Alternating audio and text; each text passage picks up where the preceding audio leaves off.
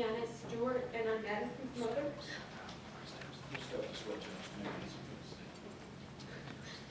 I remember sitting in the bathroom and crying for almost 10 minutes when I was crazy tested positive because I was told I may never have children.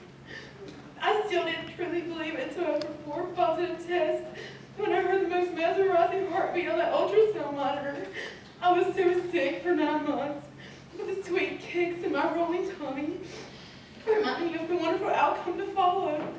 I remember crying when they told me I had to have a C-section because I was scared I may lose my precious daughter. Madison's first cry was so beautiful. I never heard anything that wonderful.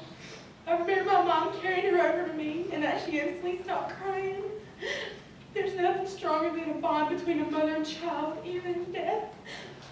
I remember talking to Madison and catching myself refer to myself as Aunt Penny, and then the realization that no, I was her mother, that this precious child in my arms was mine. For 6 months, I raised Maddie by myself. Watching my mini-me grow was the most amazing time of my life. She was amazing.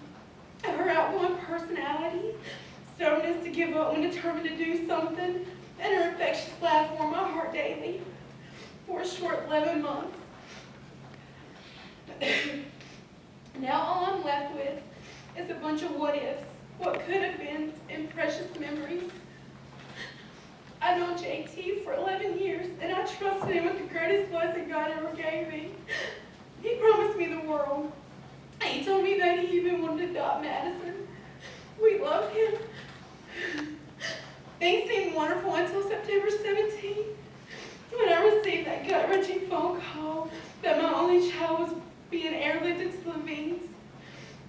When I got there, JT by my side, I realized something wasn't adding up. JT's story kept changing.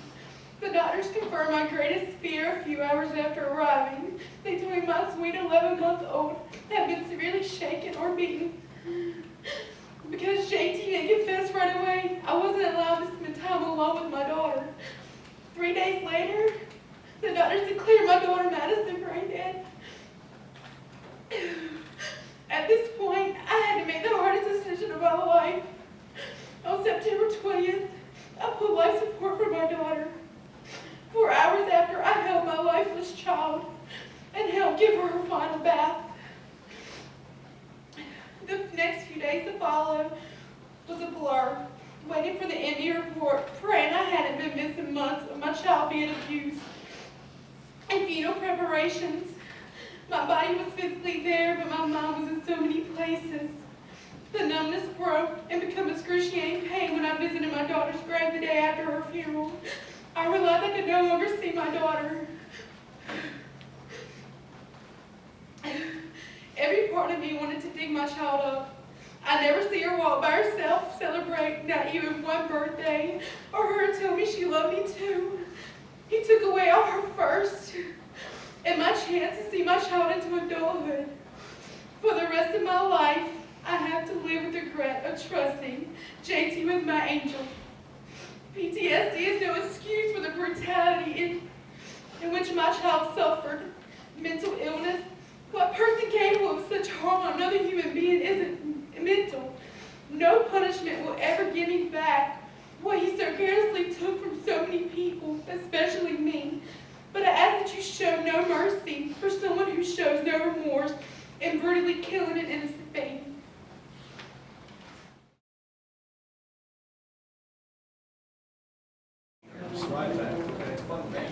Nothing he could have given him would have brought my daughter back. It's better than 20, but I was seriously wanting life.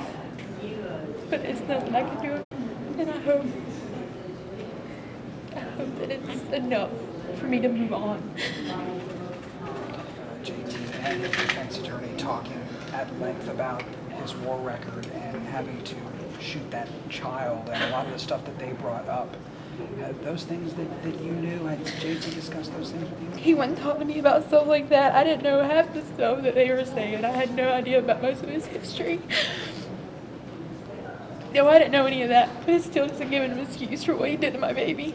None. My daughter didn't attack him. He had been out for years. He never showed any signs of any violence towards me. I would have never left my baby with him if I would have had any idea. I mean, the violence apparently from the past, I knew none of that. No one ever cared to share it with me. Was this your first time seeing him in person? Yeah. Yeah, it was. My only other question for you is that when he was up there speaking himself, he made a comment. He talked about how precious she was to him. He talked about loving her. What were you thinking as he's making those comments? I agree that he did. I mean, he was very good to her until it was not good, you know, but still, I just don't get it. I don't get how he could do something like that. I mean, I've been angry myself, but you can walk away, and I don't understand.